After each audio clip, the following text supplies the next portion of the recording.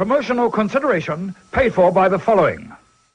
Hi fans, Tony Schiavone here to let you know that this week's video is sponsored by Surfshark VPN. It's the greatest virtual private network in the history of our great sport. Surfshark encrypts all your personal data, from passwords to pictures to private messages and more, to keep your information from getting into the wrong hands. Like Ric Flair and the Dastardly Four Horsemen. Don't even get me started. Get access to more than a dozen different Netflix libraries and much more by switching to one of the more than 1,700 Surfshark servers around the world.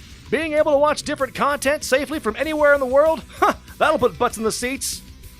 Really, it will. Secure your digital life today and sign up for Surfshark using the link below this video. Use the promo code WREGRET at checkout. And not only will you save 83% off your purchase, you get 3 extra months for free. And I tell you, that's a great deal, folks. Matter of fact, that is the greatest deal in the history of our great sport. Fans, we're out of time. I'm sick of wrestling in general. You won't see me back in this business for 14 years. So long, slapdicks.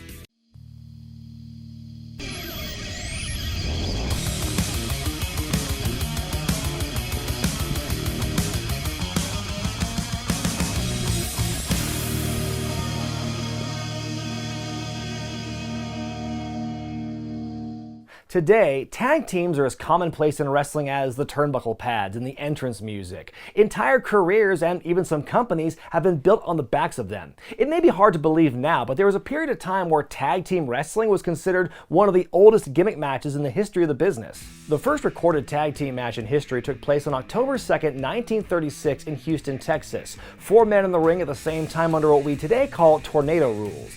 The idea soon spread, and as time passed, tag wrestling became a staple of the business all its own. There have been tons of amazing tag teams over the decades. Most fans can rattle off a couple dozen off the top of their heads and still forget some obvious ones. But it's not always about the teams, but the individuals within them. And in my opinion, the mark of a great tag team wrestler isn't how well they did with one partner, but with several. That's why this week, I'm going to rank them the top 8 best tag team wrestlers of all time. Number 8, Billy Gunn. For whatever reason, Billy Gunn never quite panned out as a big singles star. Though he won the occasional singles titles, his solo accolades could never compare to what he did in the tag team ranks. Take, for instance, his first big break as one half of the Smokin' Guns. Originally the Long Riders in Killer Kowalski's International Wrestling Federation, Billy and his kayfabe brother Bart debuted in the WWF in the spring of 1993. The Guns traded tag team gold with Owen Hart and Yokozuna in 1995, and 1 year later were caught in a seemingly endless feud vortex with the Body Donnas and the Godwins, resulting in 3 reigns in all. After a lackluster breakup over the affections of their manager Sonny, Billy went out on his own, by which I mean he went from being managed by Sonny to being managed by the Honky Tonk Man. What a downgrade. It should come as no surprise that by 1997, no one wanted to see a new, reimagined version of Honky. And even if they did, it wasn't going to be Billy Gunn. Honky was dated, but at least he was more of a natural talker and a stronger overall character. His heir apparent, Billy, was not. Eventually, Gunn paired up with another aimless undercard talent, the real Double J, Jesse James, or Jams. Fast forward a year or so, and the New Age Outlaws are a cornerstone of D-Generation X and one of the hottest tag teams in the world. Road Dogg and Badass Billy Gunn were the first team to become 4 and later 5-time tag team champions in the World Wrestling Federation. As the decade came to a close, Billy won King of the Ring, and we best just keep moving along for a couple of years. By 2002, Billy began teaming with WCW refugee Chuck Palumbo, and what began as nothing special soon grew into a very ambiguously gay tandem. To say that Billy and Chuck were pushing the envelope is putting it mildly. In some ways, it was the most risque thing WWE had done creatively in a couple of years, but a pair of tag title runs later and they were briefly one of the company's hottest acts. Then the wedding happened, and we best just keep moving along. Billy Gunn may never have been a main eventer, but he was the tag team wrestler of the 90s, winning 10 titles with 3 very different gimmicks across 3 different eras of WWE. Number 7, Cesaro. While number 8 on this countdown was once a king of the ring, this next entrant was simply a king of wrestling. The man we know today as Cesaro had strong tag team roots going all the way back to Chikara in 2003, when he formed the Kings of Wrestling with Chris Hero and Eric Cannon. As Claudio Castagnoli, he and Hero dominated the tag team ranks across the country, especially in Ring of Honor, where they held the World Tag titles on 2 occasions, one of which for nearly an entire year. Upon coming to WWE in 2012 as Antonio Cesaro, the Swiss Superman established himself as an underrated force in the company, but aside from an unremarkable US title reign, had little to show for it. He formed an alliance with Jack Swagger and Zeb Coulter, and although the Real Americans were a top team to watch, they never did hold on to any gold. The group split and Cesaro won the first ever Andre the Giant Memorial Battle Royal at WrestleMania 30, but kept spinning his wheels after Vince McMahon publicly called him out for being uncharismatic. I mean, if the guy can't get yodeling over, what can you do with him? Cesaro was finally able to capture some magic upon teaming with Tyson Kidd, winning the Raw Tag titles in February of 2015. After Kidd was forced to leave wrestling after a freak neck injury, Cesaro was on his own once more, again with little success. After returning from an injury and inexplicably taking on a James Bond-type gimmick, he fought a grueling best-of-7 series with Sheamus. It did end in a disappointing tie, but it soon manifested itself into a partnership between the two, first begrudgingly, before the Bar became one of the top teams in WWE. They snapped the New Day's record-setting title reign and would go on to hold the Raw and SmackDown tag titles a combined 5 times. And if all that success weren't enough, he and Shinsuke Nakamura have just recently wrapped up their reign as SmackDown Tag Champs. With such a wealth of accomplishments with a wide variety of partners, Cesaro was easily one of the greatest WWE tag team wrestlers of the modern era. Number 6. Kane. So in case you haven't heard, Kane is one of my all-time favorite wrestlers. Yes, the man went through a Homerian odyssey of bad creative decisions over the years, but through the good and the bad, Kane remains one of WWE's most enduring characters of all time. A positive side effect to the numerous adjustments to his character over the years was his ability to partner with a wide variety of guys. He worked with big guys, with monsters, with underdogs, with comedic wrestlers. Again, Rob, your stand-up routine does not make you comedic. But every combination had a purpose, they made sense, and often resulted in some great material. His redemption angle with X-Pac was one of my absolute favorite storylines in 1999. His run years later as part of Team Hell No with Daniel Bryan had similar overtones. Though Kane originally burst onto the scene as a singular force of nature, some of his best work happened as part of a tandem, racking up 9 tag team championship reigns in all. And I'm not even including his time as a champ in Smoky Mountain Wrestling with Al Snow. Number 5. Edge and Christian. I know, I'm kind of cheating here. Edge and Christian were an established tag team in and of itself, and were very accomplished, but they deserve to be here as well for what they were able to do after they separated. First joining forces in late 1998 with Gangrel as part of the Brood, they would eventually go their own way after joining, then being kicked out of, the Ministry of Darkness. The pair set their career paths in motion in the first ever tag team ladder match with the Hardy Boys at No Mercy 1999. By WrestleMania 2000, ENC claimed their first of a whopping 7 tag title reigns in a single year, peaking with landmark TLC matches at SummerSlam 2000 and WrestleMania X7 that are still revered to this day. After the two split up in 2001, Edge was in line to become a big up-and-coming singles star, but still had time to check off a bucket list item when he won the tag titles with Hulk Hogan in the summer of 2002, then later with Rey Mysterio in a classic series of matches with Kurt Angle and Chris Benoit. Edge spent 2004 teaming on and off with Benoit, winning a pair of tag titles in the process, and he wasn't even there for the second one. Then in the fall of 2006, Edge joined forces with Randy Orton to form the supergroup known as Rated RKO. The two enjoyed some time on top as World Tag Champs and were one of the few entities to actually get over on DX. Also, this partnership would turn out to be the genesis of Orton's entire heel run in 2020.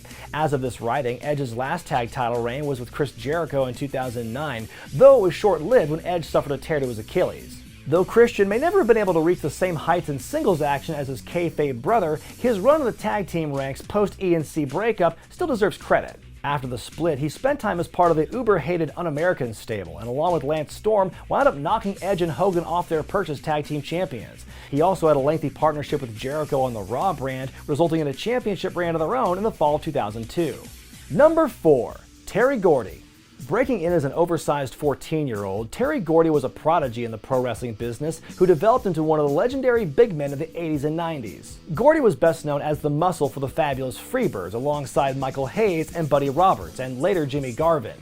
From Mid-South to World Class, Memphis to Georgia, the WWF to WCW, and everywhere in between, the Freebirds set the standard for wrestling stables that are followed to this day. Their war with the Von Erich family in Texas remains one of the all-time greatest rivalries, but their biggest legacy is arguably the Freebird rule, in which any combination of 2 men in a stable can defend a tag team championship. After doing just about all there was to do stateside, Gordy took his talents to Japan, where he became one of the country's greatest foreign wrestlers. Teaming with other top American stars such as Stan Hansen and Steve Williams, Gordy would grab 7 tag title reigns in All Japan. His team with Williams, the Miracle Violence Connection, made a tremendous impact in WCW in the early 90s, their hard-hitting bouts with the Steiner brothers earning them both the WCW and NWA tag team titles. Gordy's death in 2001 at the age of 40 was an untimely and tragic end to a career that likely could have gone several more years, but with more than 20 tag team titles with 6 partners over nearly a quarter of a century, Bam Bam's contributions to tag team wrestling are undeniable. Number 3. Kofi Kingston.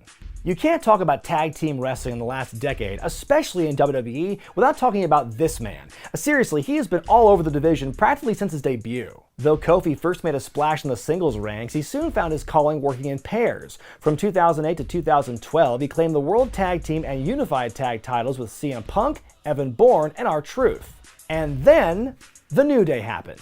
Initially getting off to a rocky start as smiling, clapping, gospel baby faces that the fans refused to get behind, Kofi, Big E, and Xavier Woods soon found their niche as comical heels and eventually merchandising cash cows. This translated to a wealth of tag team success, winning the tag team championships of Raw and SmackDown 9 times, and quite recently, being handed a reign once. This run featured a record-shattering 483-day reign with the Raw titles, and just 2 years ago, Kofi made history by becoming the wrestler with the most days as tag team champion in WWE, beating Billy Gunn's record. The New Day are easily one of the most successful tag teams in any era of WWE, and Kofi Kingston's charisma and abilities are a big reason for that success. And did you know this multiple-time tag team champion was even WWE champion at one point? I know, they barely talk about it. Number 2. Arn Anderson. When talking about the greatest tag wrestlers of all time, most arguments boil down to 1 and 1A, or in this case, 1AA. Arn Anderson's first big break on the national scene came in Georgia Championship Wrestling, where his resemblance to Ole and Gene Anderson led to him being rechristened as Ole's nephew. Soon, Arn made his way to Jim Crockett Promotions in 1984, where he and Ole would soon capture the NWA National Tag Team titles. The two would hold the belts for nearly a year until the belts were deactivated and replaced with the NWA US Tag titles. Soon after this, the Four Horsemen would officially come together, and Arn would go from teaming with Ole to Tully Blanchard. The two men helped define tag team wrestling in the NWA, winning the tag titles twice in the late 80s before recreating some of that success as the Brainbusters in the World Wrestling Federation.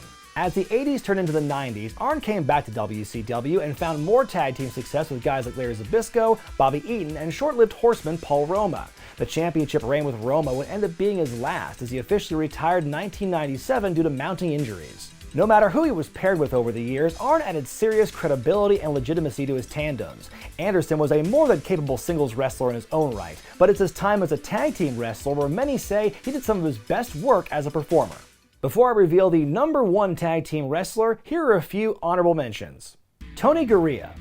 This native New Zealander was the World Wrestling Federation's original tag team utility player. Signing with the WWF in 1972, Garea more or less stayed in the tag team division for several years to great success. From 73 until 1981, Garea had claimed the tag team championship on 5 occasions with 4 different partners: Haystacks Calhoun, Dean Ho, Larry Zbyszko, and Rick Martel. I don't mean to poke fun, but I imagine that if Garea and Calhoun were a team today with WWE's modern sensibilities, it'd be another version of Heavy Machinery. Oh man, looks like Tony's got to keep Haystacks from getting distracted by the catering. Waka waka! Booker T. The Booker man had shown his tag team dominance in his WCW run alone, winning a record 10 championships with brother Stevie Ray as part of Harlem Heat. Though the latter half of his career was best defined by his singles endeavors, he still proved to be a good tag wrestler in WWE. He and Test won both the WCW and WWF tag titles during the Alliance storyline, and who could forget Booker's highly entertaining run with Goldust that capped off with a World Tag title reign in 2002. 2 years later, Booker formed an alliance with Rob Van Dam, where they and their crappy hybrid theme retained the tag team titles at WrestleMania 20. And later, still in July of 2009, he won the tag titles in TNA as part of the Main Event Mafia with fellow tag team veteran Scott Steiner. Lance Storm. Storm's first big break in America came when he teamed with Chris Jericho to form the Thrill Seekers in Smoky Mountain Wrestling. But their run was snuffed out almost as soon as it began, after Jericho broke his arm practicing a moonsault on the day of their first big match in the promotion. Storm would later work for ECW, at first teaming and feuding with Chris Candido before finding his greatest success there as one half of the Impact Players. Along with Justin Credible, Storm would win the ECW tag titles on 2 occasions. After a killer singles run in WCW, Storm would mostly return to the tag ranks upon joining the WWF in 2001. During the first brand split, he would be a co-holder of the tag titles with Christian, then later with William Regal, and finally Sean Morley when Regal had to briefly walk away from competition due to health issues. After being given the kiss of death and called boring by Stone Cold on an episode of Raw, Storm spent months trying to find that spark, which included this brief partnership with Goldust, but let's just say it didn't go as well as the one with Booker T. Owen Hart. In his early days in the Federation, Owen would team up with Jim Neidhart and later Koko B. Ware to little success. But his fortunes in tag team wrestling changed after his star-making feud with older brother Bret in 1994. At WrestleMania 11, Owen chose Yokozuna as his mystery partner to take the tag belts from the Smokin' Guns for the first of 2 times. As the year went on, the British Bulldog was added to Camp Cornette, and the brothers-in-law would become the cornerstone of a tag division that was essentially hanging on by a thread at that point. Following his run as a member of the Nation of Domination, Owen went back to tag team glory at the turn of 1999, forming a partnership with Jeff Jarrett. At the time of his tragic death, there was perhaps no more consistent tag team player in the company. And my pick for the best tag team wrestler of all time is Bobby Eaton.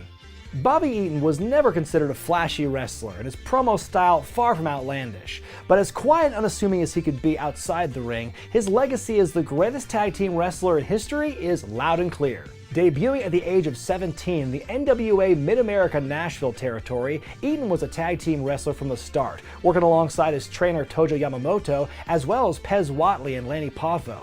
He did so well, he was eventually charged with the task of carrying promoter Nick Goulas' son George. I somehow forgot to talk about George way back in my video about bad second and third generation wrestlers, so allow me to make up for it by saying he made David Flair look like Ric Flair. After the Nashville territory shut down, Eaton plied his trade in Memphis, where he'd win the AWA Southern Tag Team belts with Sweet Brown Sugar and Duke Myers 2 apiece. Eaton's big break finally came in late '83 when a talent trade between Memphis and Mid-South Wrestling led to Eaton, Dennis Condrey, and rookie manager Jim Cornette moving to the Louisiana-based territory. Repurposing an old gimmick that Condrey, Randy Rose, and Norville Austin had used years before, the new and definitive version of the Midnight Express was born. Whether it was with Condrey or later with Stan Lane, Eaton and the Midnight Express were simply magic in the ring. From 1983 until 1990, the team beat every other tandem put in front of them, and would go on to win virtually every version of the tag titles there was to win in the NWA. Their rivalry with the Rock and Roll Express is considered one of the greatest feuds in all of tag team wrestling. Despite Midnight's sudden breakup in 1990, Eaton's worth as a tag wrestler far outlasted the lifespan of that team. By '91, Beautiful Bobby would soon become part of the Dangerous Alliance, one of the most dominant stables in wrestling for the time, and win the WCW tag titles with the previously mentioned Arn Anderson.